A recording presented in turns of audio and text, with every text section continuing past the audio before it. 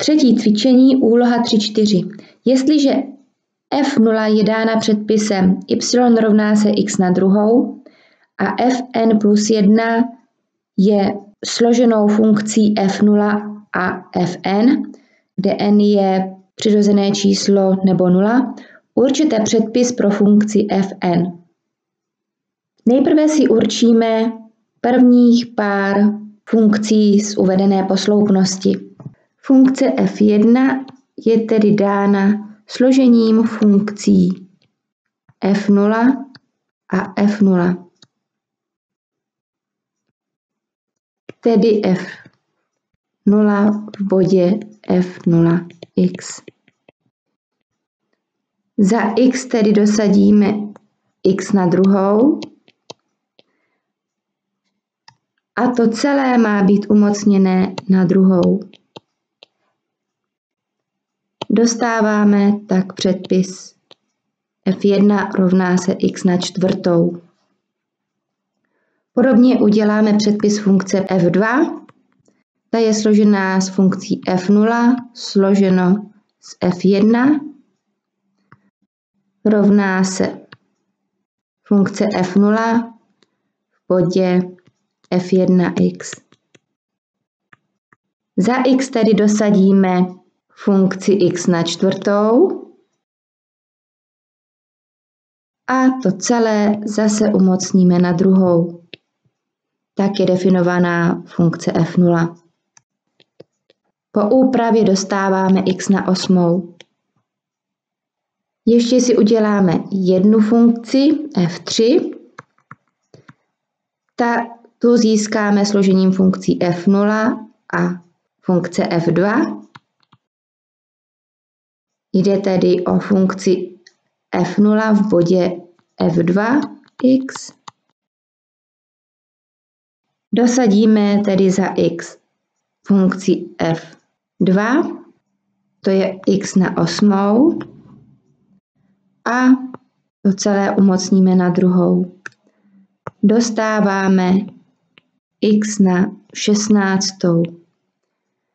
Nyní se můžeme podívat na naše výsledky ve vztahu ke koeficientu n.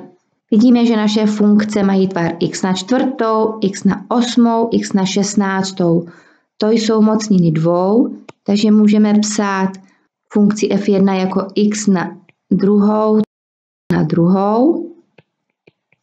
funkci f2 jako x na druhou na třetí, protože 2 na třetí je 8, a x na 16 jako x na druhou na čtvrtou. Když porovnáme koeficienty, tak tady máme jedničku, tady máme mocninu o jednu vyšší, dvojka, mocnina o jednu vyšší, trojka, mocnina o jednu vyšší. Takže uděláme předpoklad, že fn je rovno x na 2 na n plus 1. Exponent se nám vždy o jednu zvětší. Potom by fn plus 1 mělo vypadat jako x na 2 na n plus 1, tedy jako x na 2 n plus 2. Náš předpoklad ověříme. Víme, že funkce fn plus 1 je dána jako složení funkcí f0 s funkcí fn, tedy funkce f0 v bodě fn. Dosadíme.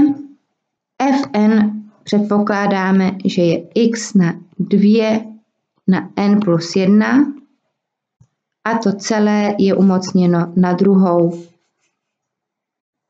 Rovná se umocníme x na 2 n plus 1 krát 2 rovná se x na 2 n plus 2, protože exponenty tady se sčítají.